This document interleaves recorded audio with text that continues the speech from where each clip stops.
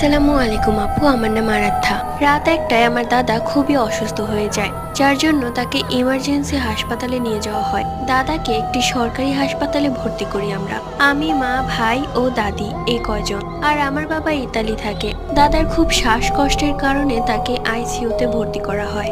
রাত 2টা বাজে, সবার মন খারাপ। ওপর তলায় ছিল হাসপাতালের ছাদ, তাই আমি ভাবলাম ছাদ থেকে একটু হেঁটে আসি। এমনিতেও বসে থাকতে থাকতে কোমর ব্যথা হয়ে গেছে, তাই আমি কাউকে কিছু না বলেই হাসপাতালের ছাদে চলে যাই। হালকা ঠান্ডা বাতাস, ভালোই লাগছিল পরিবেশটা। অবশ্য ছাদটা অনেক বড়।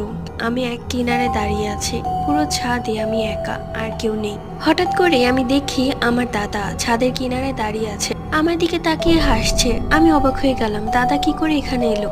তারপর দেখলাম দাদা ছাদের রেলিং থেকে লাফ দিল নিচে। আমি এক চিৎকার দেই, পরে শুনতে পারি আমার দাদা আর বেঁচে নেই।